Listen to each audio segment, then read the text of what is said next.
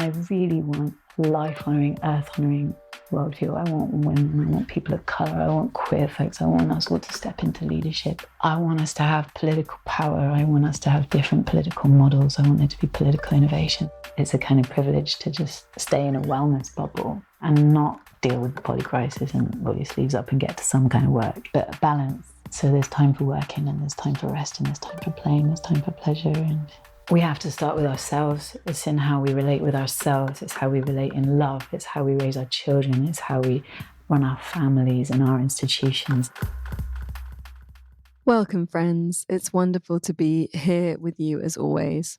This is actually our first one-to-one deep conversation of the year.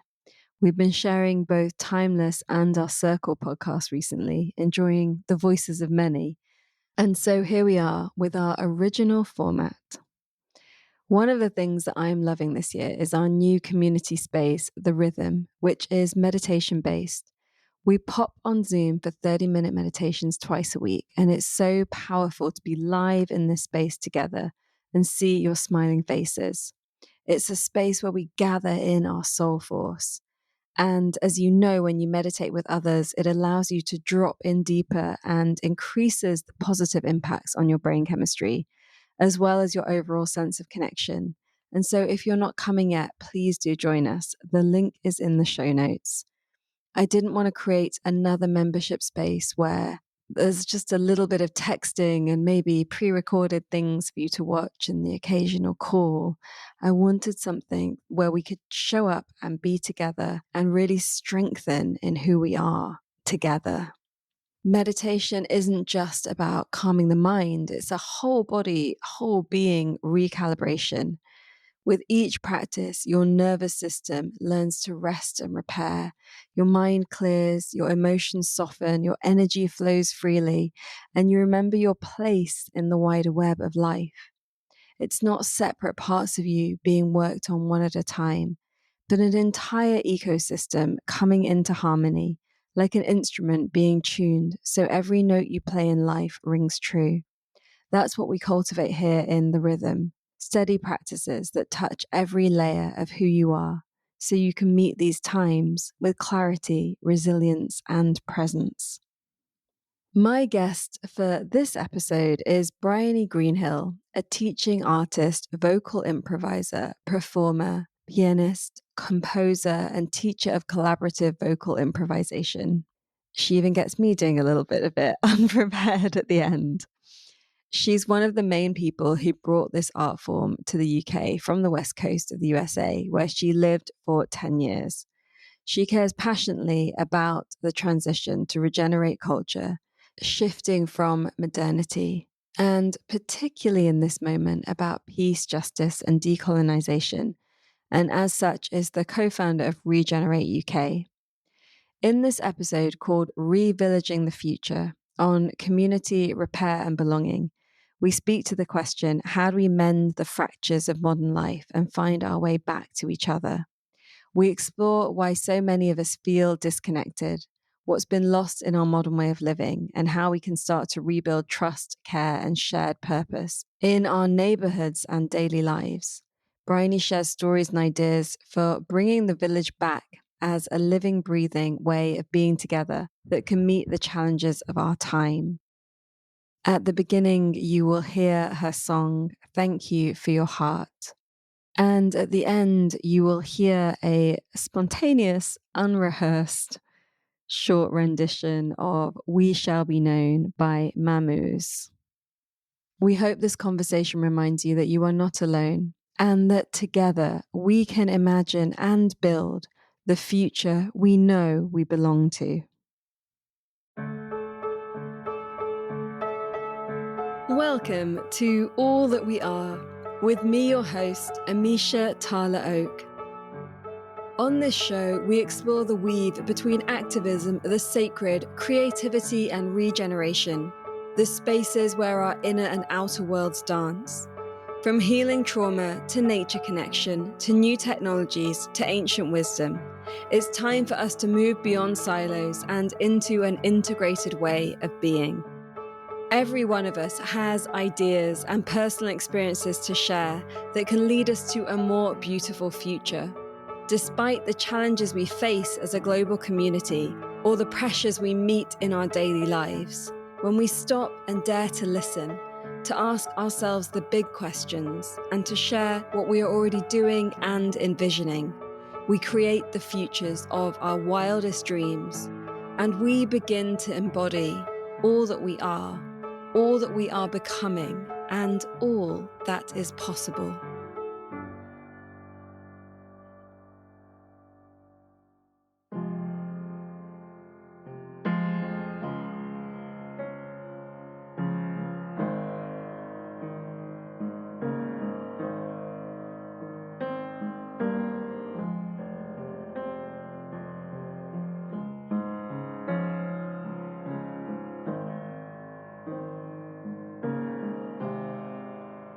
Thank you for your heart.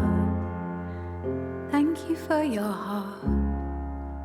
Thank you for your heart. Thank you for your heart. Thank you for your heart. Thank you for your heart. Thank you for the ways you're brave enough to feel all the things you feel when you're a human freaking being is kind of intense inside this form. Thank you for your grief. Thank you for holding me with your whole body as my heart was breaking into two. Thank you for holding me like a mother when I was struggling hard. Thank you for the ways you showed me all of your heart. And thank you for your touch. And thank you for your dance. And thank you for sitting with me while I smoked cigarettes, 'cause I didn't want to feel it all.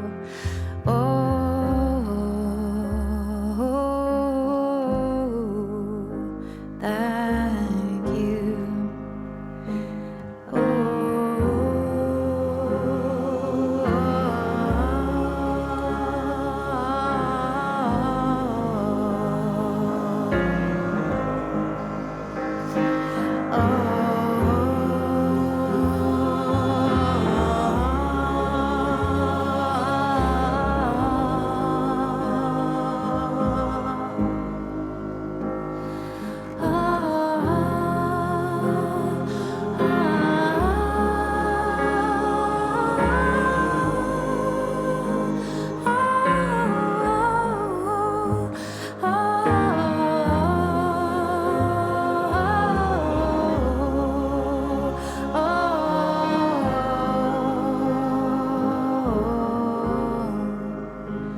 How is your heart?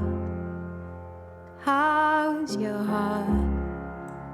How is your heart?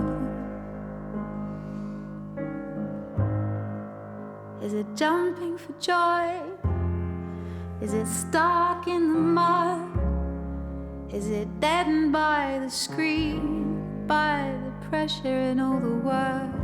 Has it been shrouded in caffeine? Has it been pushed down too many times? Has it been wounded by somebody else's suffering and their violence? Is it ready to be checked into hospital? Is it ready to lie down and rest? Is your heart rising again in its nature and its grace, in its rightful time and place, right here, right now? Each heart is like a flower in a vine of a plant, and no heart should be alone, and no heart is separate from the other hearts. We are flowers on a vine, we are lives in a line, we are humans wanting to try. We need to belong and to touch and be connected with all life. We wanna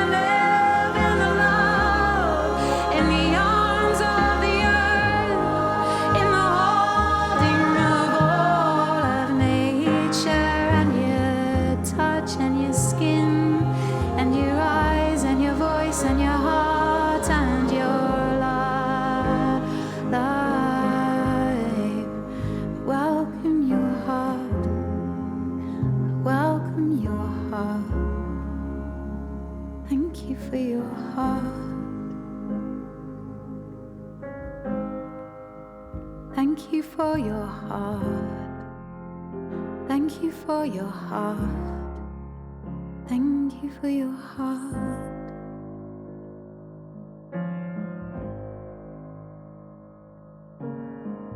'Cause we all need a gentle time, and we all need a gentle touch, and we all need a soft, soft ground, and we all need it easy, and we all need a safe, safe quiet of a good night, and we all are creatures,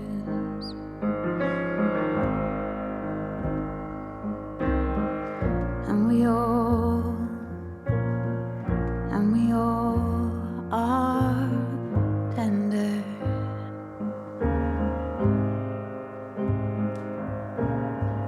and we all need a gentle time, and we all need a gentle touch, and we all need a gentle heart reaching out towards us.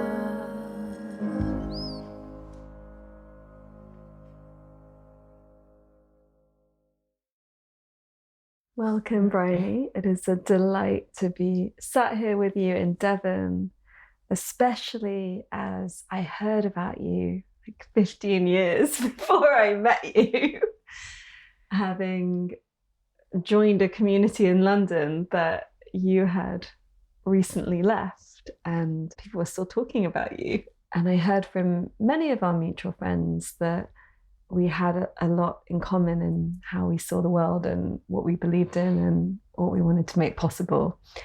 And so it's been really wonderful to now be in Devon here with you and to sit down with you and to ask you, what are the futures of your wildest dreams? Wow, what an intro. Hi, Amisha. It's beautiful to be embarking on this conversation with you. And I'm moved by what you've just said and feeling into these long arcs of our lives. And while there are different stages, some of the themes that run true for a long time. And I'm touched by the ways that our lives touch people and the ways that we can leave, but some of the stories stay. And yeah, here we go. Good to be here. Yeah. And I'll say it's good to be here after listening to your podcast for years and years. And yeah, I'm very honoured to now be a guest. Thank you for having me. Hello. You're so welcome. What is alive for you around this question in this moment? What are the futures of your wildest dreams? When I hear you say that, at the heart of it for me is village and revillaging. I feel that in our humanity, how we have lived for hundreds of thousands of years across cultures across the world, we're tribal people and we're village people, and we do best on a lot of levels when we're nestled into intergenerational, diverse village. And when I say that, in my mind, maybe in my heart, I feel like Dunbar's number, like maybe 150 people in this one cluster. And not that that cluster is separate from the other clusters, but at the heart of it, I feel, if I use terms like modernity, coloniality, that's brought us into cities and our Western educations that some of us have had, and our credit card or bank bleep bleep lifestyle ways of meeting our needs, and all the massive supply chains of that, and then behind that, this beautiful planet and all the life here, all the people and all the other forms of life being gobbled up by it. And ultimately, when we need center fires and shared wealth and to make food together and eat that food together and clean up together singing and tend the young together and tend the old together and get the F out of capitalist approaches to housing and build our own houses and help each other build the houses and get out of this approach to land ownership that it's all the money and the contracts. And like, I went to a beach last night that like somebody owned. This beach is under private ownership. You may not have a barbecue. It's like, wow, like you can own a beach. You think you can own a beach? Wow. It's like, gosh, how am I going to relate to this? But in the end, it was simple because we forgot the gas. So Ollie forgot the gas. So it's like, okay, well, we're not. But backing out, you know, I feel right now is sort of trapped in. We get ushered into existing conurbations, which are quite large, and then like 70% of the land of Britain is owned by 1% of the population, and then folks like us don't have access to the land. And you know, I saw 3 acres and a cow recently, and it reminded me of the enclosures and this whole history of when the common lands were taken away from us, that then our livelihoods were like, we couldn't survive anymore if we didn't have land to grow and hunt and graze and all of that. I dream of those fences coming down and those laws turning to ash and us having access to land once again, and us villaging up and our children running barefoot in Carlos villages where we build each other's houses and help each other fix the roof when it goes in. And, you know, Alistair McIntosh, he writes about this in Soil and Soul. He's my father's age, like late 70s. And he said when he was a boy, so really just one lifetime ago, right, in the Hebridean Islands, they would build each other's houses. Like if a couple got married and like, oh, we need a family home. Now all the men of the village would pile on, take a couple of weeks, build that house. And he said at the end of it, you not only had a house and no mortgage for the couple, right? Like no, but you also had a bonded community, because the conversations that would happen while that house was being built, and then the beer and the songs and the guitars that come out at night, like it's not just a house you have, but you have a woven community and you have a brotherhood amongst the men. Or your mum's roof falls in and everybody piles on, and it's the same. And so he talks about a reciprocal economy. When we're in modernity, I feel it seems so far away, so foreign, so impossible, but it's like, yeah, on these lands one lifetime ago, like it's that close to now.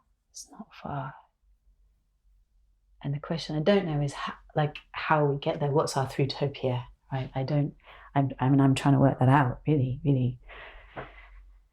I wish I could give everything I have to working that out, but meanwhile I'm having to like prop myself up within modernity, you know, figure out how to pay the mortgage, and that can keep us in some pretty closed cycles, right? And maybe for a lifetime, how do we have the resource and the capacity to, you know, make the leap out of the hamster wheel? That's my vision.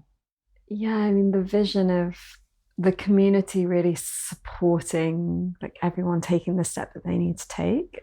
I feel really moved hearing that, especially when in like our current culture, people don't want to take the next steps because they don't feel like they can. Like they can't get jobs, or they don't want to have children because they don't feel ready, because they don't have enough money and everything's so expensive and they don't have the support.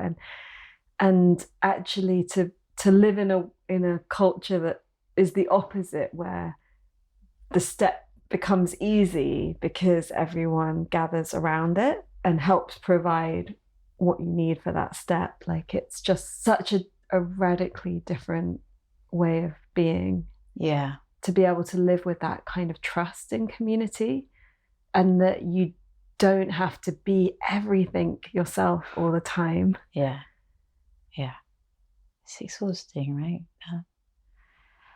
What's vivid to me as you say that is these two levels of what you're naming. And one is the material, right? No, it's okay. You can have a child with this person you love, like the house will come. But it's also on the soul level. And can we have villages with a soul cosmology? We understand that people are born into this life with souls that have gifts that want to express. And equally, you don't have to stay in that job that's paying your bills when your soul is wanting to grow that way. You can take that leap. And actually, this healthy relationship between the individual and the community, where the community wants each individual to thrive and to bring their soul's gifts to bear as gifts in service to the community, and then the individual is in service to the community, and so there's reciprocity between the individual and the community, and I think that's where it's at. Yeah, and in that way of living, everything that everyone is going through is a gift to the community. That might be grief, that might be menopause, it might be things that in our culture become tricky because they stop productivity and they need more from people around them or whatever it is. But actually, there's an understanding that everything that's part of life then is contributing to the health of the community. And there's space for all aspects of a life cycle, which has so many different types of weather to it. And each of those different types of weather bring something that's actually really nourishing and needed for the soul of the community. And I feel like in this Western mess that we have right now, a lot of that which could be really nourishing the soil and the soul is being lost because it's being kept so separate, and the wisdom from all of that doesn't have its space to come in. Or the capacity for it is just being stolen and gobbled up. And this cruel lie, productivity. If productivity is such a winner, and we're all working so damn hard, why are we paying £100 billion a year in interest on government debt alone? There's no capital in there. It feels like an addiction, a hungry ghost. Oh, if I just eat more and more of this chocolate, I'll be full. It's like, no, you never will be full on the chocolate.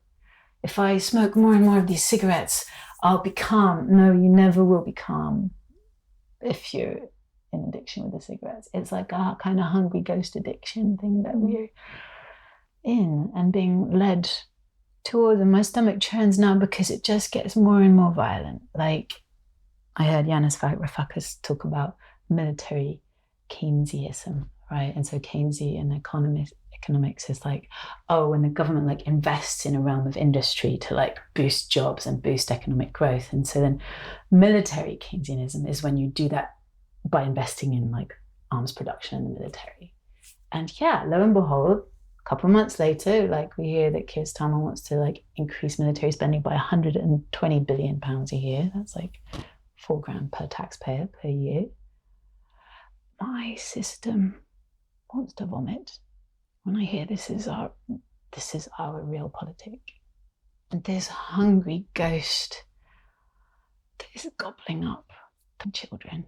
You know, it's gobbling up a mother's capacity to be a mother. It's gobbling up the well-being of the parents as they raise the children, because the pressure that we're under is just weighing on our nervous systems day in, day out. And like for Ollie and I, it's taking all of our maturity to keep a regulated nervous system in this family and to raise Robin, who's 2, our son, with regulated parents who can like take a deep breath when he's being incredibly unreasonable, you know, and not get violent with him. Because 2-year-olds can be really annoying sometimes, you know. But like this terrible twos. This like, oh my God, this hungry ghost gobbling thing of modernity, coloniality, that is a lie, that is increasingly violent, and really believes it's well, you must be productive, and you can't have a period, and you can't have a menopause, and you can't have a baby, and you can't die, and you can't be born, and you can't fucking live because it's not very productive. Well, let's have a war because that's really good for GDP.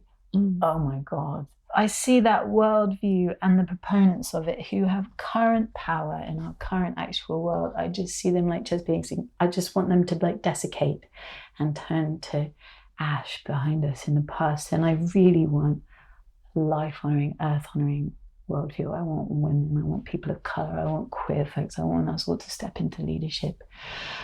I want us to have political power, I want us to have different political models, I want there to be political innovation so that we can have these kind of, you know, the House of Lords replaced with something representative, the end of the royal family, land reforms, these sort of things. I think we're only going to get that with different folks in power.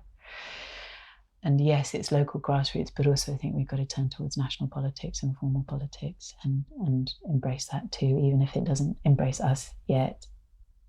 Even if like we've got to be there, you've got to be there, I've got to be there. I mean, somehow, even if it like beats us up, we're like, how do we? I mean, Gandhi, right, and Satyagraha, and like soul force. When this world is so dark, how do we keep our light?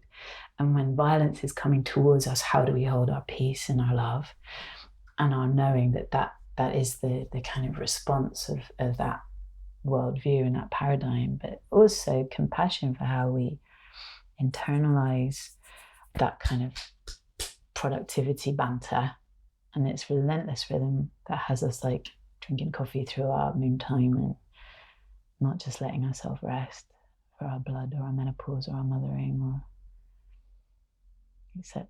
It's oh god, it's so tragic. It's so tragic and it's so ridiculous. And yet once you're in the rhythm of a mortgage or so on, like how do we, it comes back to this question, how do we resource ourselves for the through-topia from this to that? Yeah. I'm not going to ask you like how, because I don't know if you know, or I don't know either the exact way. I know that there's ripples of hope and possibility, that they are worth being present and giving energy to. We've just got a burst of that in the UK with Zara Sultana and Jeremy Corbyn coming together with your party, and I don't know how many hundreds of thousands of people have joined now. 600,000 last time I looked. But I feel like that was how many they got within the first few days of it. And so there is appetite, but then there's also a system that's really holding on to power. And in some ways, maybe it's becoming more violent and more intense. I don't know if that's even true, because I feel like it's always been very violent and intense. And yes, like we have what's happening in Palestine and Sudan, but throughout most of our adult lives, there was Iraq and Afghanistan, and my parents were born into colonized India. Like that's just one generation away. And so I don't know if things have got worse or if things have just got more visible, and that the split of realities has become more and more apparent. What do you mean by the split of reality? If I imagine being a child and learning about like what's happening in the world or what's happened in the world, like it always used to seem like these things happened in the past, or you were shown a certain perspective of it. So for example, in the Iraq war, we didn't have access to much else other than newspapers and very curated TV clips. So although one knew what was happening and could talk about it over dinner, I wasn't seeing images of it on your phone. On my phone every night. And so when you're talking about the split reality, you're saying there's like over here, there's what the newspapers are saying, and over here, there's what you're seeing actually on your phone. I'm saying that there's been a split reality for a long time in this capitalist system, and that for a long time, one lifestyle has been upheld by another reality that's completely different, and that's not a new thing. Like, when I hear you say that, I'm hearing that this lifestyle of like modern comfort is being upheld by like sweatshops, etc. Yeah. Like that one person's comfort is another person's exploitation and suffering. Well, even the American dream is built on lots of hell. On murder, and death, and violence and destruction. Yeah. And that has been the global story for a long, long time. Except when I was growing up, it seemed like that story had ended. Like there was a kind of pause in the narrative.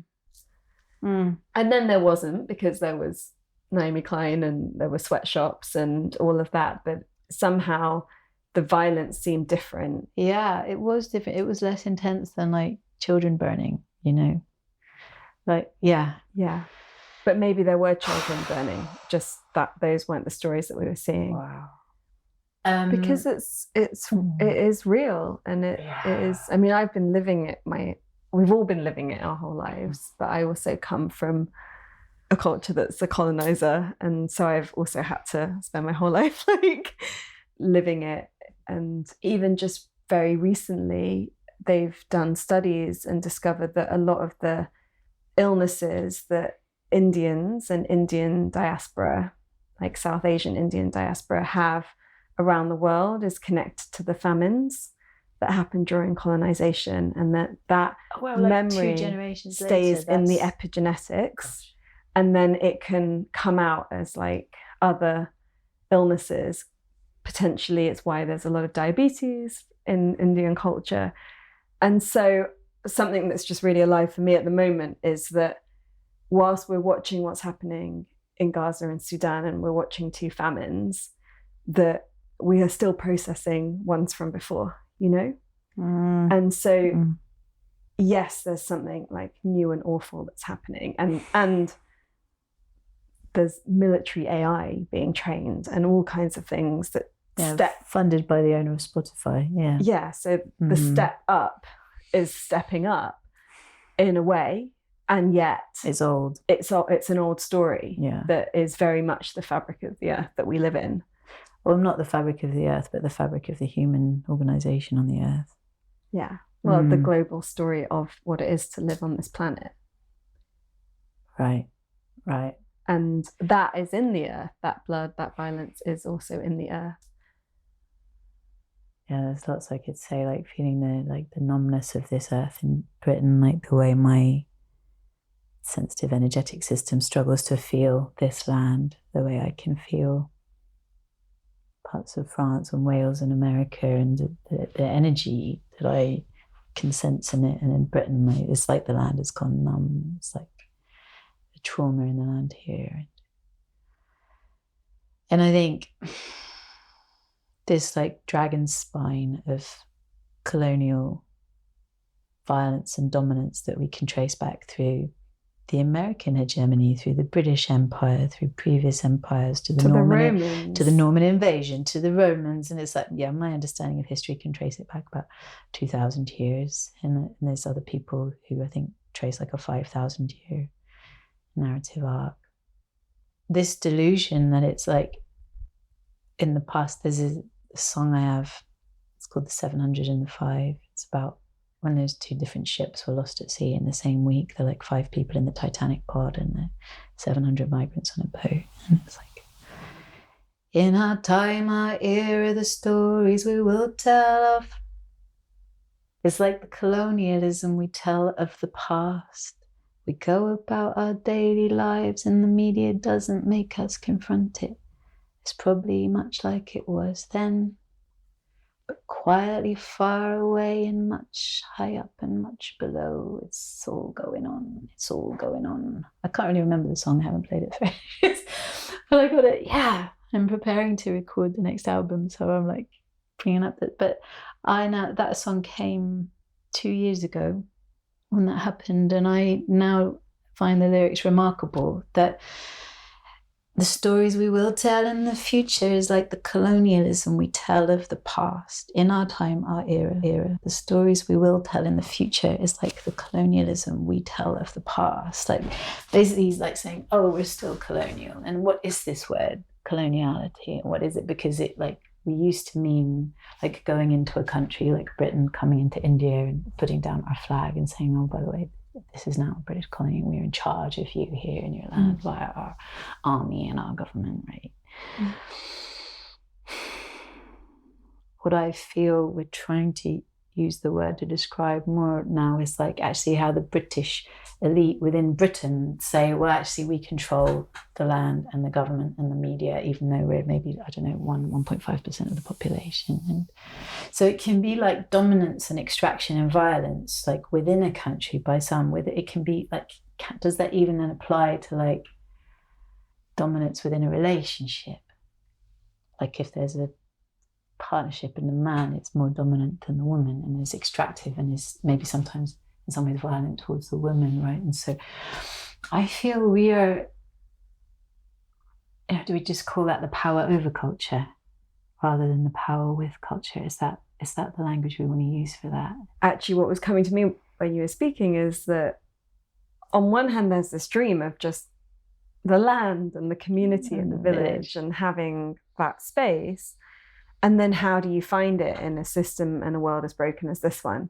Even what you and I and many of our friends are doing here in Devon, like we're called blow-ins down from London as DFLs, and we've come here with money that we've made in a different economy in the cities, and like come into Devon where there's been a different way of life. And so there's one aspect of it that is like people are just trying to find that place that they can live and have that safety and have that house and that community and a school and manage their own lives. And yet, like, in a world where there is so much movement and there's so much economic movement, like a lot of the blow-ins that have come to Devon couldn't afford their lives in London anymore, for example. Like if we just take a step back from like the big colonization and famine into like movement of people, like it can get very complicated, can't it, to find that place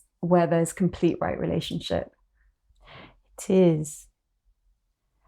With the prices of our homes going ever, ever up, what are the children gonna do when their time comes? So I'll just push a little higher so that we will definitely get the house, and it's all going up forever in this infinite growth game. You go up with the ladder, you come down with the snakes, trying to win in our own little pools of gain. And in this private winning, do we see the whole game?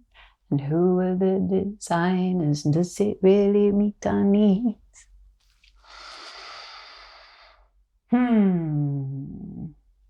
That's an excerpt from First Time Homebuyers Blues. I stood at the top of Coit Tower in San Francisco in January. It's this big tower built by a gregarious, rich lady who was a lover of firemen, and it was a phallic celebration of the firemen. And you can go up to the top and you get the best view of San Francisco. And so there we were, and looking out over this land that used to be Native American land. And I realized that I still at this point have mostly been educated within modernity, right? UC Berkeley, it was really exciting to be there. There's university in the California Bay Area. But there was no lens, I was taught there, that was outside of modernity, right? That was looking academically and critically at modernity. It was all within modernity. And ditto my undergrad here. That was like, I went there the middle year of my undergrad, and pretty much every like formal educational thing I've done has been within modernity. Now, a lot of the other trainings I've done have been from Black and brown folks and other lineages, and more from lineages of indigeneity. What am I saying? But this kind of like thing, like, oh, go away to university, leave your family, go away, get this training, and then go to London and do some work in London, and then get a thing that takes you to San Francisco and live in San Francisco for a decade, and then and then move to Devon and like raise your freaking children alone. Because one set of grandparents is in Suffolk and one set of grandparents is in Stoke-on-Trent, and for people who aren't from Britain, that's like a 9-hour journey either way, something like that. And when I speak to like actually just even like working class British people, they're like, well, I wouldn't leave, because how would I leave my family? And they pull a face at you like you're talking Martian at them. Like the prospect of geographically leaving your family, it's just like a no. And so then your range of options professionally in terms of your life path are defined by your locality. And that's life. But then you raise your children and grandma is like on the same street.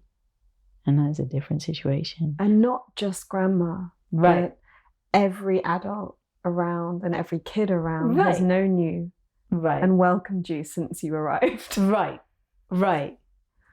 And then if we have this Alistair McIntosh, this other kind of economy of housing, right, where we're doing that ourselves for one another. And so there's not all this like, yeah, I'd love to have tea, but I've got to go earn the money for the mortgage. And we parents in Devon are like off the charts busy. And some of the people I know who are like the most quote unquote successful, like they have a bunch of land, or they had a bunch of inheritance, or the husband is a company director of like an eco company of some description, right? Is that they want to get out. They want out. Because to where is the exact question. To where and to what? Because you're living in beautiful South Devon. You've got this beautiful marriage, this beautiful home, all this lovely land, these two beautiful children. In some ways, you've like made it, you know? And the day-to-day experience of that, like everyone is so busy. You see your friends like once every 3 months, like everyone's kind of a bit of a stranger because you're not having enough regularity of contact to just have secure attachments with one another. Nobody's actually helping each other on the practicalities of life. Everybody's doing everything themselves within their own houses, and that's exactly how we're living. We're friggin' exhausted.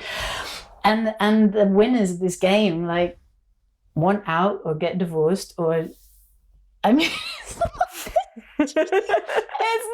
not the way. It's not the way. It's so, yeah. And so then we went just for 10 days in June, July, and we stayed at this Buddhist centre in North Somerset called El Foxton. We were just living in a tent. We were happy as Larry, just eating around a big table every night, all these lovely Buddhist practitioners around, this kind of heart field of something very different to the heart field of Buckfastleigh, where I live, where people are struggling and striving and stressed and profoundly unmet needs. And we come back from, like, we were just camping last week, and we're in this like in South Devon, and we're in this field, and there's like a few other families, and there's this like children's tree in the middle, and it's got a swing. And that's it. And all the children gather there, and then all the parents are like in the tents, and then something happens and it's like, "Mommy!" And they run to us, and then we patch them up, and then back they go. And this little pack of kids rampaging around, and Robin was so happy, and he came back, and for 2 days afterwards he just said, like, "Mommy, I feel sad. Mommy, I feel sad." And it's like, "Do you feel sad because you liked living by a field where there was lots of children in a children's tree, and now you feel isolated and alone?" He's like, "Yeah." And I'm like, "Yeah, I get it, man." Just like, Robin, how do we get to live like that? Like, I don't know. It's not easy. If it was easy, we would be doing it right now.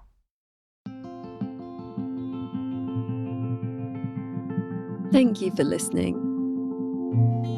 If this conversation is stirring something in you, that beautiful restlessness that whispers, "There is another way," then you're exactly who the rhythm is for. It's our weekly membership where the future is woven through breath, stillness, and energy work. We gather live so we can see each other's faces and truly be with one another.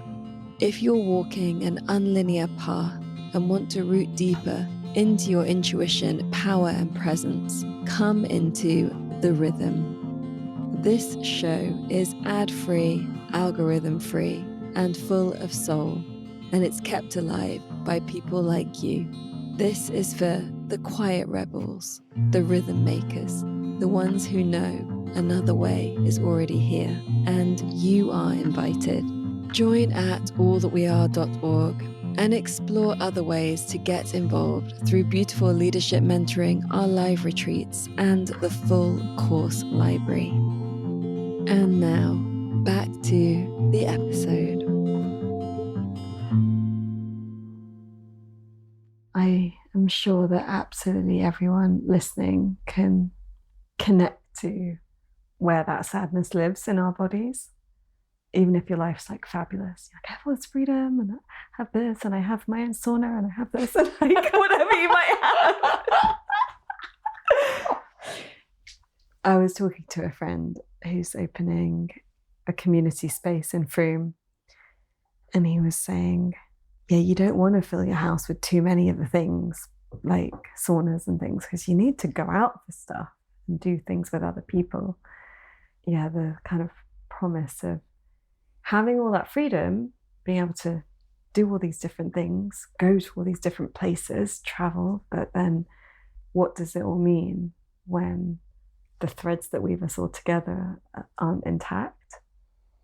And that's something that I felt so often for being the child of people that moved very far away from their land and family and culture. As a result, I didn't have aunties and uncles, and at certain points in life that felt like great freedom. And at other points in life, like now with a sick parent, it means there's no one to help. There's no one invested in the situation, and there's no one to bring a different energy into it and to bring a different kind of wisdom and perspective, or a different kind of laughter or a different kind of hug that's needed. We're not designed to be like that. I have two nieces here in Devon, which is a big reason why I'm here in Devon. And I have devoted a huge part of my life to being really around and available for them, because there's something that I can give them that their parents can't give them. And it's completely different, but it's really important. And I recognized that, and I made that commitment. But even that in its own way has been a whole challenge, because we've somehow lost that art of being a bit in each other's business. And because to be in a village means conflict, because conflict is inevitable with humans. And it also means that there's a lot of jobs that need doing. You know, there's compost toilets, for example, that need emptying, or there's things that need tending to in the vegetable patch, or, you know, the slugs have come and somebody needs to go and deal with the slugs. The slugs come in the nuclear family as well. You just have to deal with the slugs. Oh, I think the thing that you're not naming as well as everything you've said is the trauma lineage and how it moves through family systems. And are we sweet and squidgy, or are we rigid and brittle and easily spill over into fight freeze? And so I'm at risk now of, I need to honour our privacy in a way, but I think what's real for us, and I think this is out in the open, is like I'm the one that acknowledges collective trauma and trauma in our lineage, and no one else does or will. And I've asked them to, and I've proposed it, and actually some have said, oh yeah, maybe, and some have said outright, no, I'm not traumatized. No, we're not traumatized. Okay. But then we are, like, my parents are in Suffolk, my sister's in London, my other sister's on the Scottish border, and I'm in Devon. And again, for people that don't know Britain, that is as far away as you can possibly be for each other. We're in across the complete entirety of England. And it's like, yeah, no, we're not all warm and squidgy together. We don't all, like, you know, we get together like once a year and like in a holiday park, and each have our separate cabins and hang out for meals. And it's good and it's nice and it's important, but that's as close as we can comfortably get, I would say. And then it's like, yeah, we're a family in modernity. We're like, my mum was born in colonial Malaya, you know, where her dad was an agent of the British Empire, and trauma runs through that system, and then it's brittle and it's uncomfortable and it's painful, and it's easier to be surrounded by strangers, because we get to just have our own, like, which we are in Buckfastleigh basically. We have a few friends here, but like mostly strangers. So then we have our family nervous system of the three of us, and we like don't have to deal so much with everyone else's stuff. And so if we're proposing this village, what do we have to go through as humans? How much healing, how much softening of the body, the nervous system, in IFS terms, the self-energy? Because when everybody is regulated in self-energy, community can be a love field, community can be so beautiful. It's like the high point of a festival, yeah, when everyone's like tuned in, yeah, and expansion of embodied love just like radiates out and everyone is shining. You know, and it can be similar. I'm thinking of a time Charles Eisenstein led a 2-hour workshop at a Network for a New Culture gathering in America. And it was in 2 hours, he did one exercise. It was amazing. It was so spacious. But there was this like German woman who was on the team, and I basically couldn't handle her voice because I was like she was so tense. And then at the end of the Charles Eisenstein thing, we passed the mic, and her voice was like this, and I suddenly wanted to be a cat upon her lap, because she'd softened, and all we'd done, I won't say the whole situation, but we'd done like trio exercises in which there was a sharer, a listener, and a cuddler. And the cuddler's job was to consensually give touch to the person who was sharing. One exercise that took maybe 45 minutes, 2 hours, being facilitated by someone skillful, as Charles Eisenstein, who was skillful, and a group of, 50, 80 people who come in speaking a bit like this, can end up regulated and softened. And then we become sources of nourishment for each other rather than problems for each other. Yeah, that's a possibility. And the reality of living in a village is that people get sick, stuff comes up, conflict is a natural part of being human. And I don't think that there is a family in this world where there is no trauma in the lineage. I feel like sometimes, and as you shared, like that privacy for your family, but you didn't say much else other than there's trauma in my family. Well, there's trauma, I feel like, in every family. And there's trauma in every human, because we don't live in a way that is what we really need, that beautiful world our hearts know is possible, as we're talking about Charles.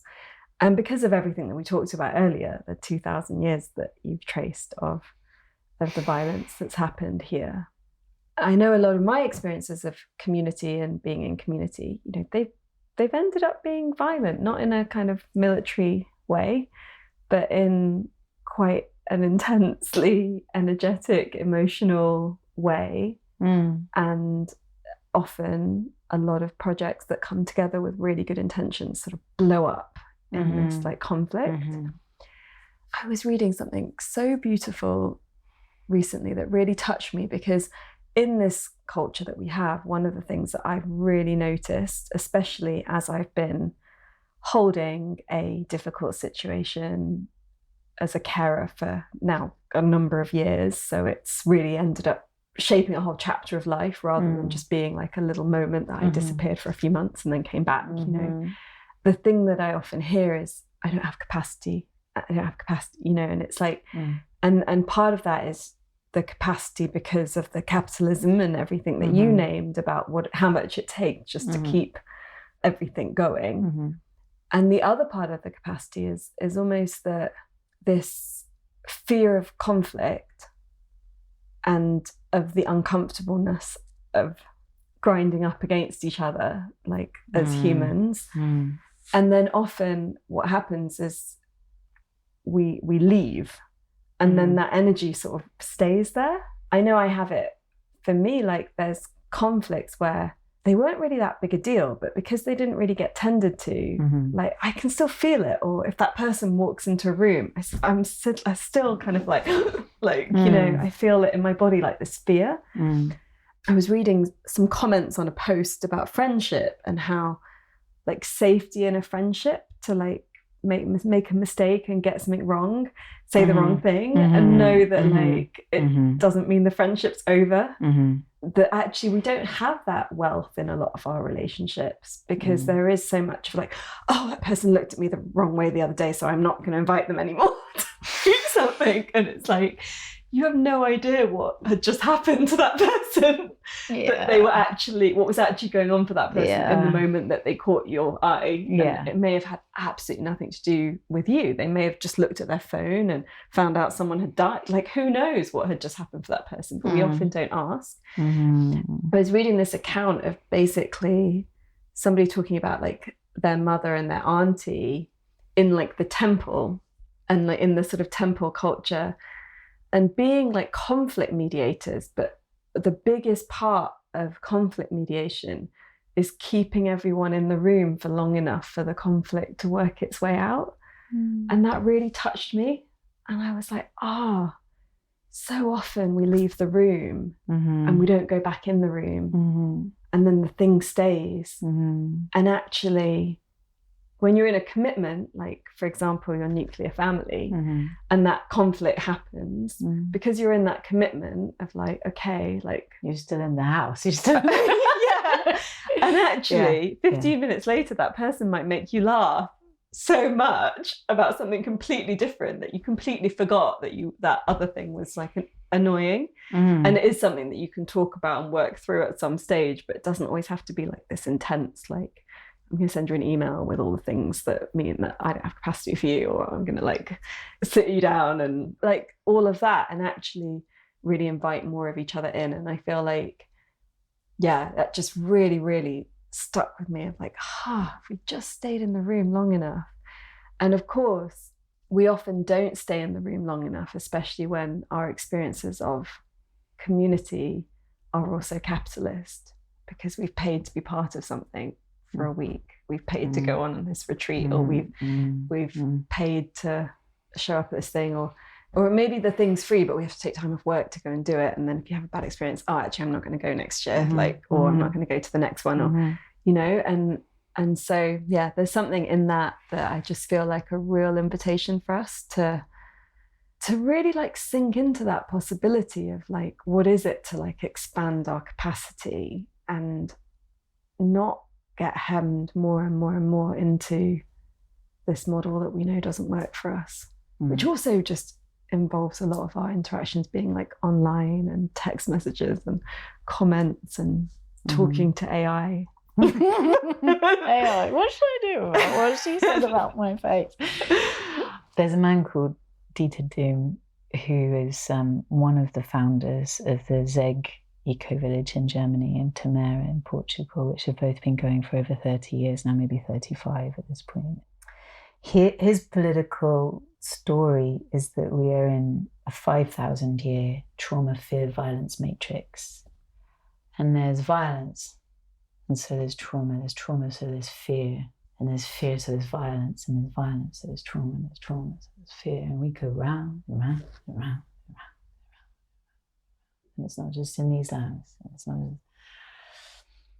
I suppose his kind of call to action, he says, like, we keep plugging ourselves back into that, and we need to unplug ourselves, because he says there is a sacred matrix, which is this. He's like, it's in the cell of every living being. There's this knowledge how to collaborate and cooperate and live in an ecology. Like, how does the garden figure it out? It's like, well, I'm a parsley, but like, I am an onion, and like, I'm a bee. how do they figure it out? They figure it out like all around the world. Life in its plurality and diversity is figuring out, and sometimes that means one of them eating another one, right? That can be like what figuring it out means. He's like, we can plug into that sacred matrix, and we have to unplug from the fear, violence, trauma matrix.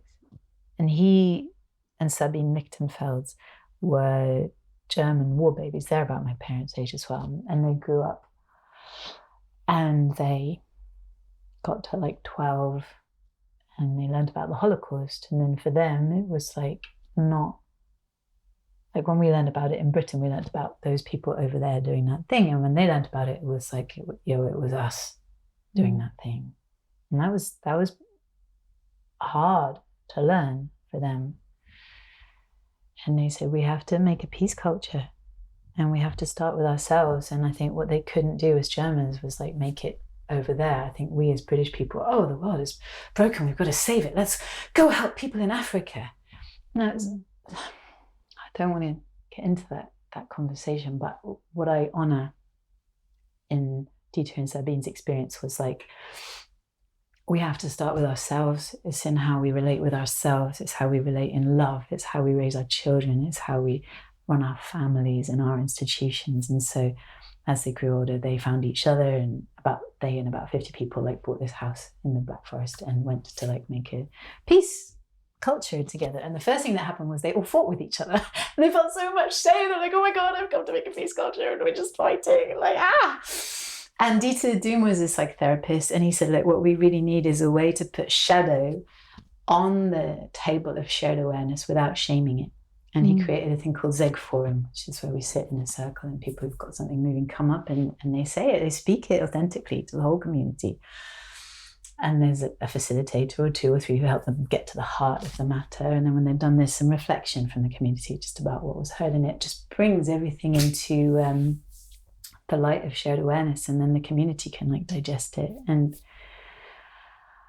how do we form communities where we can heal together, where we can be welcoming, shadow conscious together? It's amazing being married to Ollie, you know, because he's a psychotherapist and a shadow worker. And, you know, there was times in pregnancy, part of me wanted to like stab my own stomach and kill him. Like I had to be careful of myself around knives, and I kept it from Ollie. It's like, it's not the thing you want to tell the father of your child. It's like, yeah, part of me wants to end this with a big knife. You know? But one day I finally Googled like, yo, does anybody else have this experience? And I read these articles and I just started crying. And Ollie cancelled his meeting, came in. Finally, I told him about the knife thing, and he was just cool as a root system, you know, because he's a shadow worker, and he's just like, yeah, of course you have parts that are struggling with this, and of course you have shadow, and of course there's some violence in your shadow. Thank you for being careful with the knives. It just held me. It just like he didn't marry me thinking I'm marrying somebody without shadow, I'm marrying somebody with no violence, I'm marrying somebody without angsty parts that are going to be tricky sometimes. And so like, thank goodness for Ollie. Thank goodness I didn't stab the stomach, because Robin's amazing. But what I'm saying is, if like, how do we be shadow welcoming and have these containers that hold it, like Forum or life, like Grief Ritual, or like people with skills like Ollie or Dieter Dooms. And well, you know, I'm a Seg Forum facilitator at this point, and so then the part B then is interpersonally, is our skills for repair, right? For relational repair when there's conflict. And but we have no capacity. No capacity. For me, with the path I've lived, my years in California, my long journey in what gets called like quote unquote new culture, right? These eco villages and the network for new culture, and these trainings I've had, and it's like I'm skilled up for conflict. Like, and Ollie and I are like, we don't just make each other laugh 15 minutes afterwards. We sit down, we hear each other, we reflect each other, we hear each other's feelings and needs. We let two different stories about the same thing be here. But you do that every time? Yeah. It's called repair, you know? No, just some people in long-term relationships say they do it once a week. It's not like... We don't have conflicts that often. It's not like... We do it every day. I mean, we do a reflected check-in every day. Yeah. And then if there's a conflict, then at some point we get to a repair process, which basically means he shares what was up for him and I reflect him. And then I share what was up for me and then he reflects me. And then we've got this awareness, and then we can listen for the feelings and needs in there, and then we can work it out. And here we are 3 and whatever years later, and we're doing well, you know. Thank goodness. Because we can see Robin after knowing each other for about 3 months. So it was a risky thing, but you know, it's good. It's good. But I get in conflicts from time to time, and every time it's just like, oh, should we do some repair? People just like are afraid of it, or they think they're going to be in danger, psychologically or relationally or something. Or there's no imprint. There's no experiential imprint of like, this is safe. This is healthy. I can grow through this. I know I have shadow. I know Bryony has shadow. We can be curious about our shadows together. We can help reflect some shadow to each other. That's going to support each of our growth. Things are going to stay calm. People are going to use their I statements, own their own feelings and experience, and not be like, you were so blah, and you did this and you did that. Like, it's very unskillful to throw those kind of you statements and judgments around each other. I'm not saying I never do it, but it's unskillful. And it's more skillful to be like, I blah, blah, I blah, blah, blah. I sometimes think about just doing like a day-long skills for relational repair workshop. I think about doing a lot of things I don't have any capacity. But I worked it out, right? We're paying £18,000 a year to rich people between Ollie and I each year. Like, the first $3,000 of each of our taxes is going to that interest on the government debt, right? And then our mortgage is like $1,500 a month, $1,200 a month, of which is interest payments to like NatWest shareholders and BlackRock. And so as 2 people raising a 2-year-old, just trying to keep a roof over everybody's head and food in everyone's belly, we pay £18,000 a year directly to wealthy people via interest payments. Yeah, we're exhausted. And well done us for like still managing to love each other and have sex and sing and dance sometimes and have, be fairly regulated parents to Robin, because what I feel is like this weight of extraction is upon us. And so it's like, yeah, you don't have capacity because like you're being extracted from like a Hoover plugged into your daily energy. Thank you for sharing, and in a way that I'm sure many people can relate to how they genuinely feel stretched. And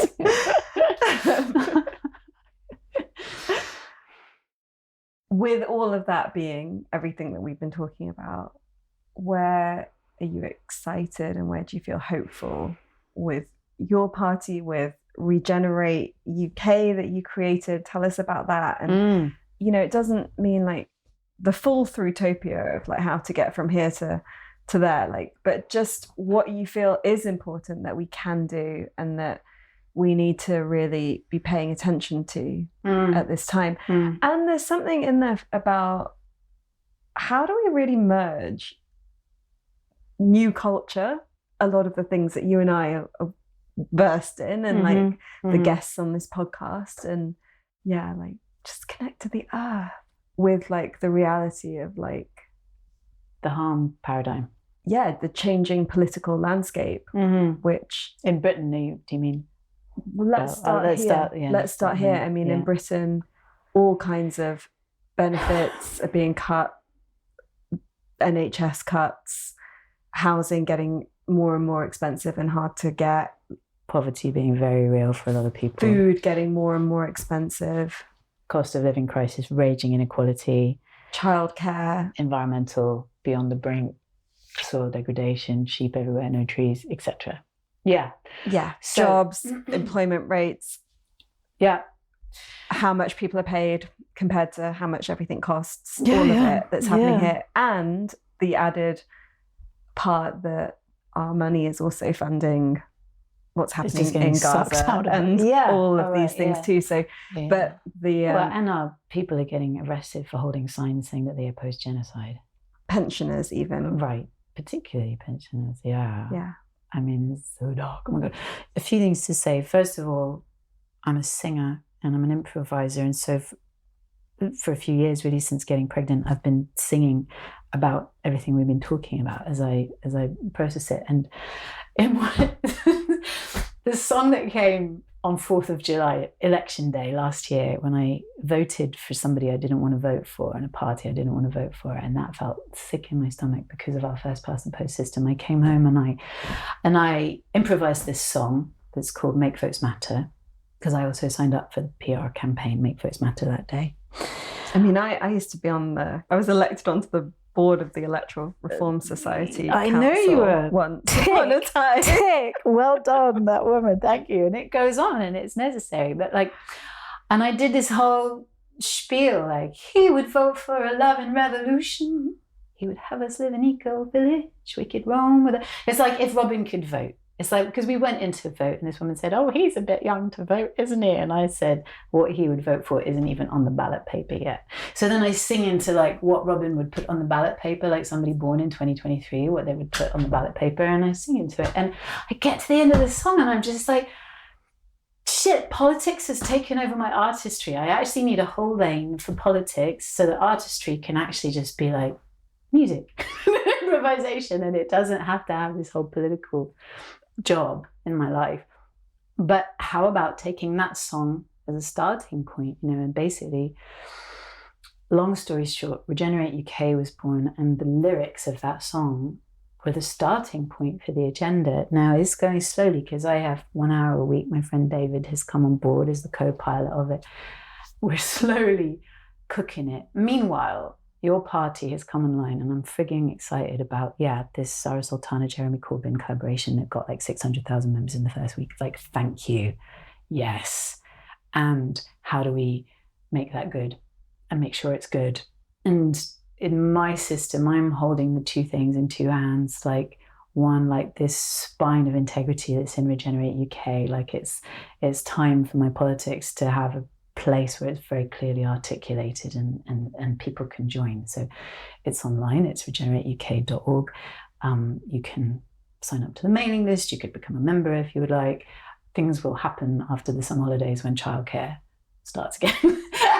Just at the moment, nothing is happening apart from childcare and talking to you and things like that. So on the other hand, at a totally different scale, there's your party now. It's trying to get elected, it's trying to get a broad membership. So it's not going to be as radical as Regen UK, but it could get office in 2 years' time, right? And Ollie said, my husband said, "Why do you think the next election is going to be a fight between your party and Reform?" And I'm like, yeah, like probably, and good. And yes, and I'm up for those conversations and bring them on. And it is time for the old parties to die, all of them, because they're all irrelevant. No, they're not all irrelevant, but then none of them are up to date. If your party and Reform are more current, each of them, and yes, let's have those conversations. Underneath it, in my heart, it's like, can we have a politics in service to all of life? Beyond the partisan. I care about the Reform voters. I think there's a lot of people struggling with brutal poverty, going, fuck, no one is representing me. And probably on your party side, there's a lot of us in the Israeli apartheid movement going, gosh, nobody's representing us. So you've got these unrepresented poorer people and you've got these unrepresented peace-loving people. It's like, how about we come together and work together and stop othering each other? Like, can the middle classes stop othering Reform voters? And can Reform voters stop othering people of colour and migrants? Can we get over that othering and work together in solidarity? So I'm excited about the hubbub hot pot of political updating, because that has to happen. It's time. I think your party could be a vessel for that. I hope Regenerate UK is going to have the capacity. For myself, I would love to just perform and do Regenerate UK right now. Like, if I had unlimited resources, that would what I'd be doing, because every time I perform these songs, it's like we're all in a kind of seance for these times together. It's mad powerful and mad beautiful. And I've been gigging a lot this summer, and I'm just like, let me at the people with a piano and these songs. And you saw what happened on Wednesday, and it's different every time. And that was almost completely improvised, but like, what I'm with Regen UK is this like upward and downward arrow, and then being of equal importance, because there's this upward arrow, i.e. national politics and like constituency politics, but like formal politics, like seats and parties and narratives and political space in the Overton window. And the Overton window is the scope of like what it is acceptable to say and advocate for in formal politics, and that has to move a long way now. I think that's in progress, and I want to be part of that. But also what I'm with Regen UK is how much we need to do on the ground and cohering together, and like revolution pods and local resiliency clubs. People in Buckfastleigh want to gather and create like a Buckfastleigh resiliency forum. Like, what do we need to do in this town, and what can we do in this town? And I think we're ripe for that here.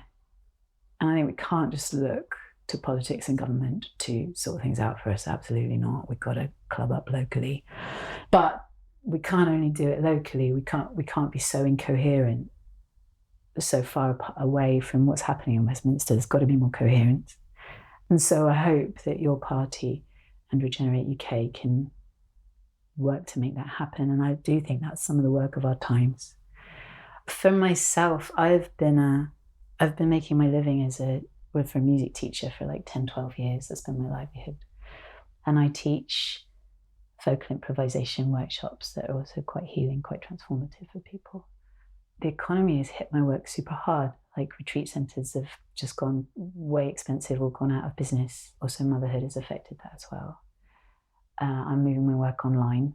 And so I've put like 10 years of teaching experience into an online program, and I'm going to be launching that soon, and like a membership program. And I'm with my work, I'm trying to exit the British economy because it's tumbling, it's crumbling.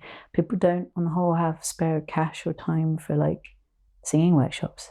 You know, that's a luxury. And this whole like Gary's Economics thing, you know, Gary's Economics on YouTube. Have you seen it? Heard it? I don't know Gary. Oh, Amisha, it's time to meet Gary. Your next assignment is to get on YouTube and look up Gary's economics. He's great. And he's great. Go see his videos. But basically what he says in Britain is like the working class is going bankrupt, the middle class is shrinking, all the resources are shifting to the super wealthy. What that's doing with the economy is like the goods and services market is all shrinking over to the super wealthy, because they're the only people who've got any spare cash anymore for like anything other than survival 101 products and services, right? And so things like solar panels, things like sourdough bread, things like singing lessons, these are luxuries. And so we're being hit and it's shrinking. And so I'm putting that like 10 years of experience into online programs and a more international market and more digital. And Ollie and I, basically we have a plan, like a 5-year plan to like get out of this mortgage, the death grip of this like hamster wheel, right? And I'm not going to go into that whole plan here, but our deep shared vision, shared longing is to, in our lifetimes, get much closer toward that village vision.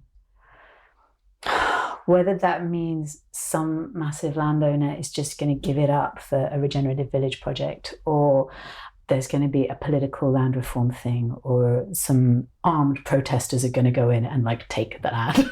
I don't know. I mean, that's what 3 acres and a cow would be like. Well, somebody owns half of Devon. Maybe it's about time to just go and take it back. I don't know. Myself, I'm not espousing violence. Myself, I'm not about to go with guns and try and get stuff. Because I think that like getting stuff with guns is this whole thing that we started talking about at the beginning. Exactly. It's like, no, I don't want to perpetuate that. So how do we have change? But how do we get ourselves like forward to the land?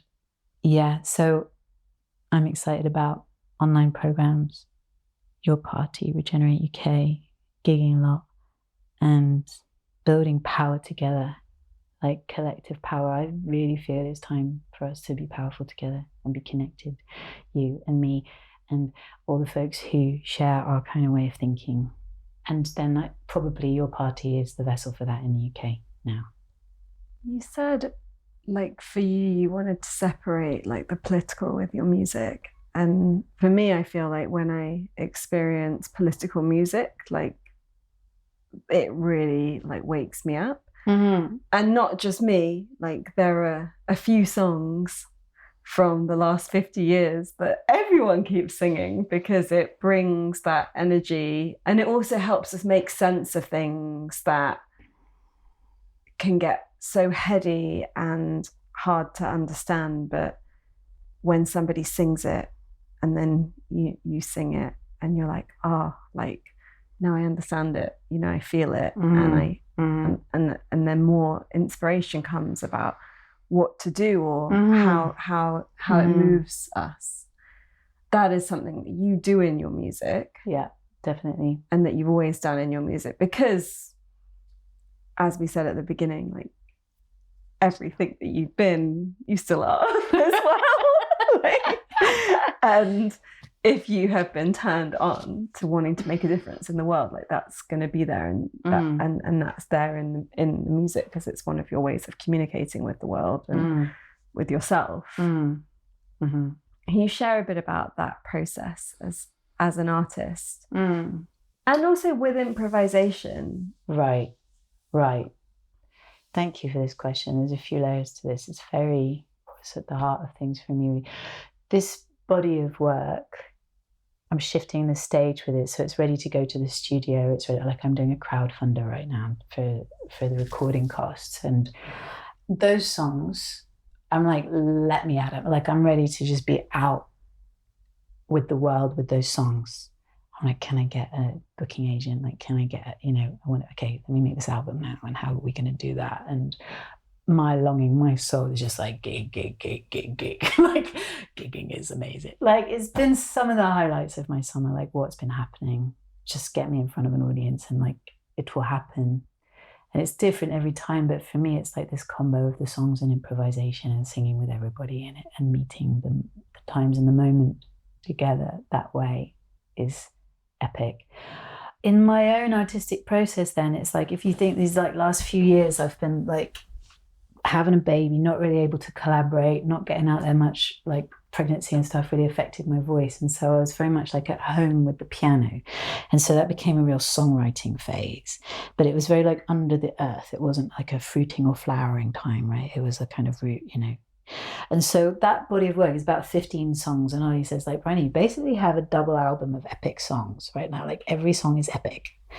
And it's like how do I make that on a small budget? But somehow there will be a way. And so getting out there with that music that's very political, and it's absolutely what I want to be doing, is hanging out with 100 or 200 people and being with this music together and singing together. And yes, the Make Votes Matter song that came on election day, that's the last improvisation I've like recorded to like songify. And there's something in my system that wants now to get back to a purer relationship with music, because music is like, it's sound, you know, it's theory, it's physics, it's texture, it's harmony, it's rhythm, it's melody, it's style, it's sonic. And getting back to improvisation, and you know, in January I was singing a bunch with Bobby McFerrin and his quintet Motion, and just getting like duetting with Bobby McFerrin. Oh my God, it's always political, but there's kind of no politics and there's no lyrics, right? It's melody and notes and creativity and it's sound. For me, I don't want my relationship with music to be totally wedded with my relationship with politics. And there's a way I need to stop just singing about it, and I need to get more practical. Like I either need Regen UK to get stronger and grow, or I'm going to find a way to get involved with your party. Like I can't be a mother of a boy who's going to live until 2110 and only sing. Like I have to roll my sleeves up and get to work politically right now. And so there's this marriage between them, and there's this break. And so like I've got some improvised concerts coming up with other improvisers who aren't political musicians. They're just damn good improvisers, and we're going to improvise. And there's this like, you know, I want music to also be able to have its innocence and have its freedom and have its simplicity. And so that's like in the back end. And that's, yeah. And do I have the abundance for that? Do I have the luxury or the privilege for that? Because that, you know, it's very time consuming, all of it. Maybe that's just a longing, but it's there. And so this body of songs ready to really meet the world and get out there. And then behind that, the next longing is like something a bit purer and freer in the relationship with music. It's beauty and feeling good. And also like, what are the songs for like around the fire?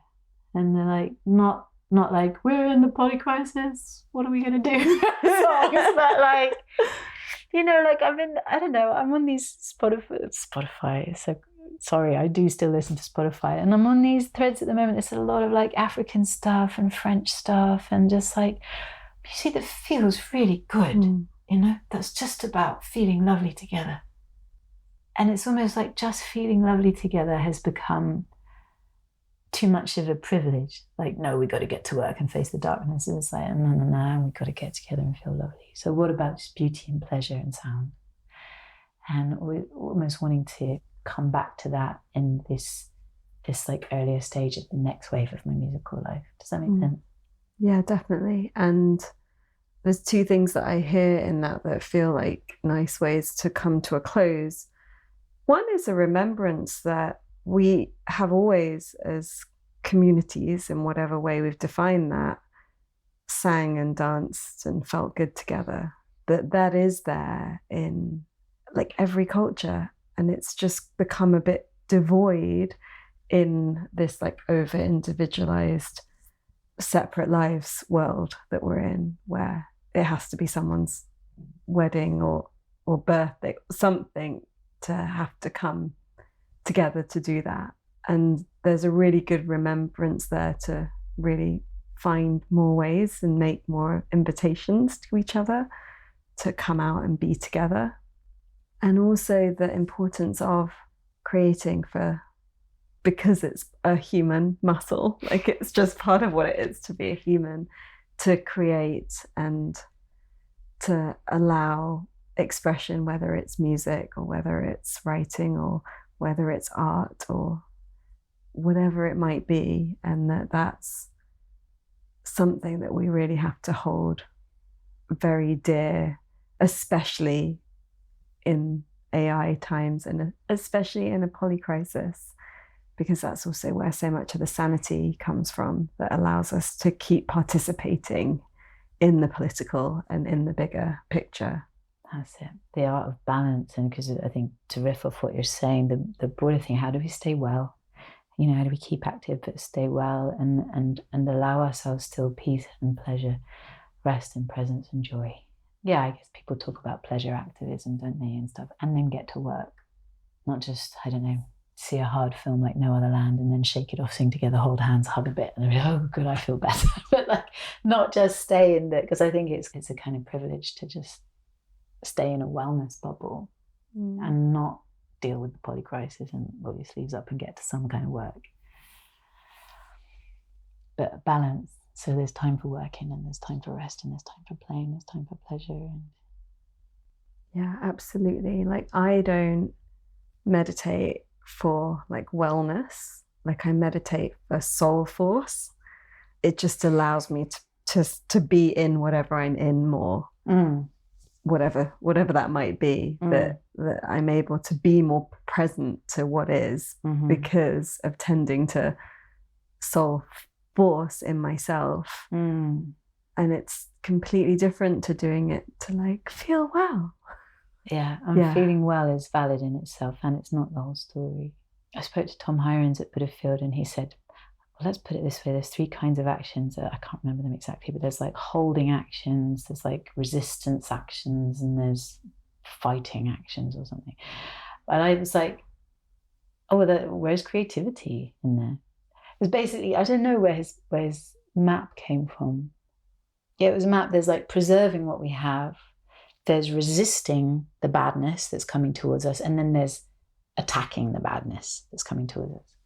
I'm just like, yeah, that's missing the point. That's just not regenerative in its thing. Like the protecting what we have, I would say that's sustainability thinking. That's like, let's preserve this. It's like, no, this is the nuclear family. This is the fruit of 2,000 years of modernity, coloniality. No, let's not preserve this. Let's hospice this and build something better. And then there's like holding off the bad, and then there's fighting the bad. I personally don't want to. It's not my work to do, but I appreciate those that are, for example, like getting arrested right now because we cannot have this intense restriction on the right to protest, right? So that's a kind of fighting action, but creativity. We need creativity on the map.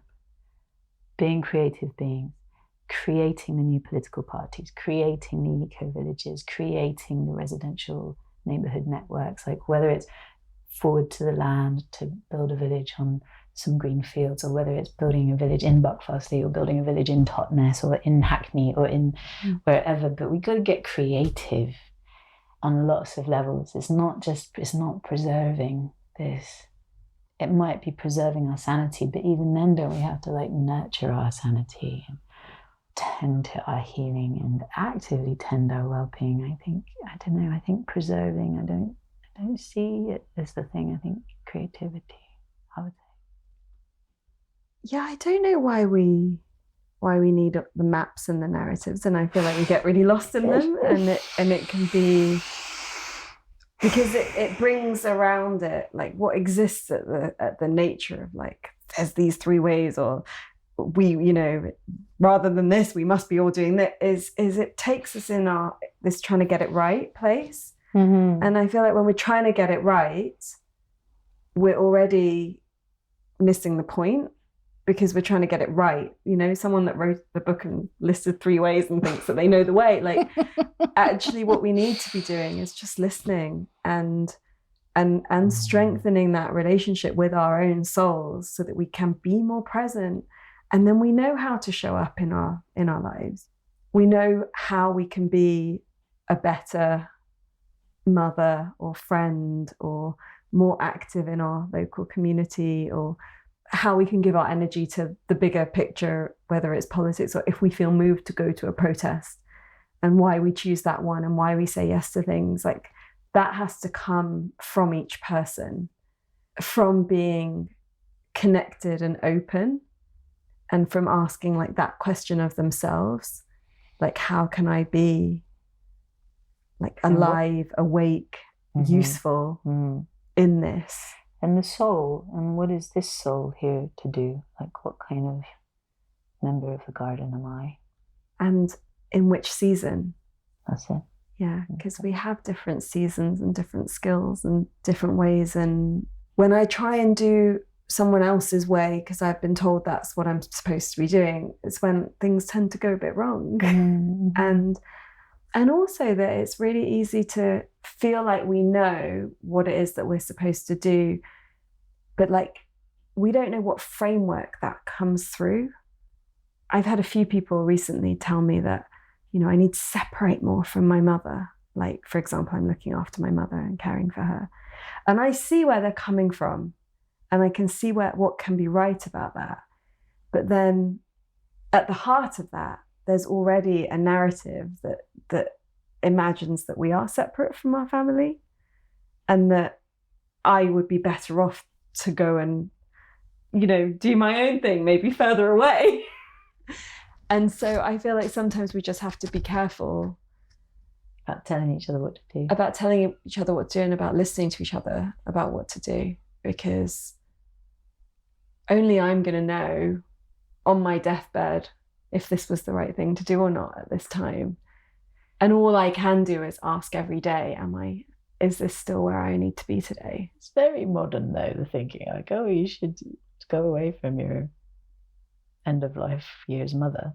This is like, it's just about saying like, oh, Bryony, you should get more space from your 2-year-old son. It's like, no, we should, like, what is it to be more indigenous? And I know I need to stay close. My mum's in the end of life stage. Like, I need to be right there, actually. And what is it to trust in my capacity to be there and to be doing whatever I'm doing? And my capacity to mother a 2-year-old. And here we are. Doing this podcast. And have these different aspects of our life, but to be family people, to be a mother, to be a daughter, to be and with the breath that we've got, with the strength in our day to like turn toward this world and see which piece of it we can do right by and see what we can do.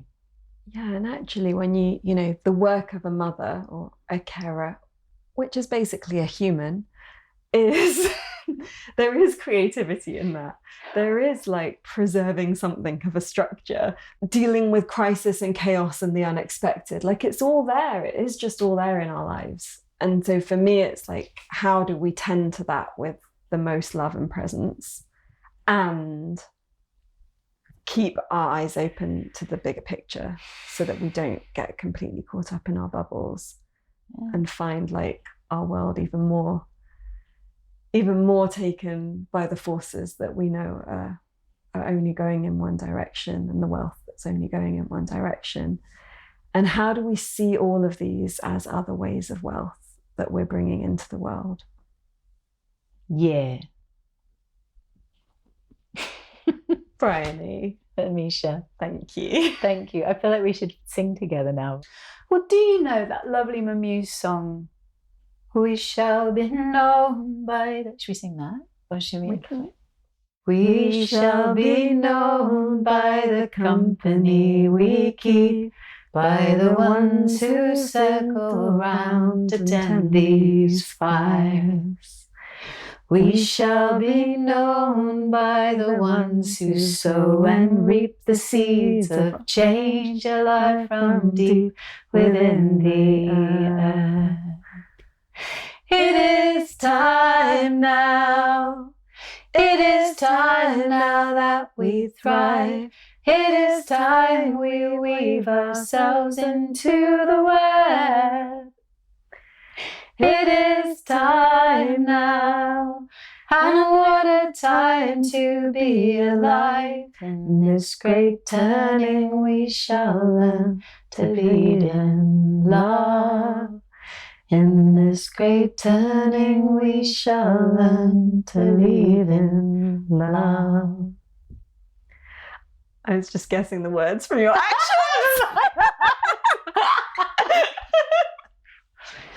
Should we improvise now? I was like, shall I get the words now? Just keep guessing the words. You did great. There's an improvisation exercise that where you like read the lips. Should we improvise a bit? I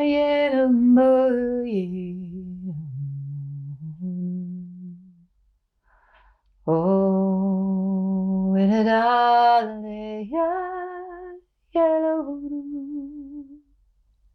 Dun, dun, dun, dun. I just want to live.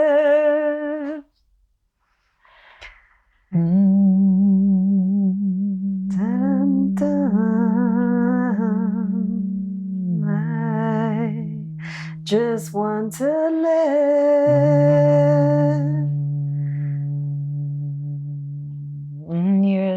You're living, I'm living, we're living, we're giving, we're giving, we're giving. You know, there's a way for us to find, and it's been so buried by the histories we face with pain. There's a hearth inside. There's a dream here in ourselves, we know, and we'll find a way. Somehow we'll find a way. We'll find a way. We'll find a way. Somehow we'll find a way. I believe we'll find a way. We know the way. We know the way. It's in our hearts. It's in our soul.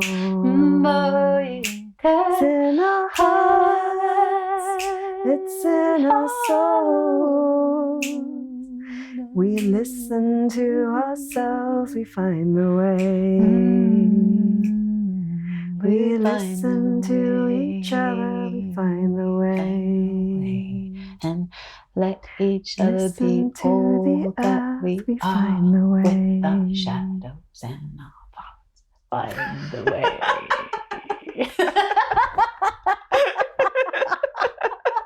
And that's the song of our conversation.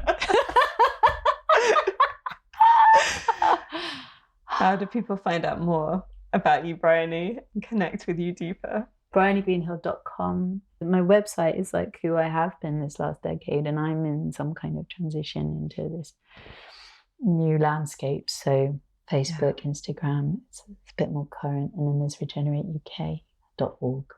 Thank you. How do people find you, Amisha? allthatweare.org and amisha.co.uk. And You've got just a first name website. That's amazing. Yeah. Okay. I've had a long time. It's been through many incarnations, yet remain the same. Take care, everyone. Thanks for listening all the way to the end. If you have, in solidarity, we're in this together. Let's be strong together. Let's be connected together. Let's get in political vessels that we feel resonate our voices. And if there are none, we have to create and invite each other into our boats and row together. And gratitude, solidarity, peace. Thank you. Thank you. Thank you for listening. We hope that you have enjoyed this episode and it has sparked some inspiration and creativity in you. As always, you can find links to everything we mention in this episode, download our book, join our experiences, and discover so much more over on allthatweare.org. We give space to our guests to share their perspective without debating it or fact-checking, as this approach allows for deep, unedited conversations from the heart. We trust your discernment and wisdom to take what is useful and challenge what isn't in your own understanding.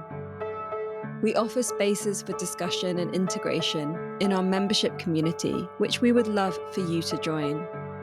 We don't believe in selling you things you don't need through this podcast. And so it's made possible with you, our beautiful community. If you loved this and would like to connect more deeply with us, please join our membership, retreats, and experiences. Share the episode with your friends and do drop us a note from time to time. Please hit subscribe and leave us a review wherever you listen so that others can find us. This podcast is made by an all-female global team, All that we are celebrates all that we are already and the untapped potential that lives inside us. It invites the full power of the more than human world, nature, the unseen, our ancestors, and our future generations. It reminds us that we never exist in silos through borders, timelines, or polarity. That in each and every moment, all that we are is here.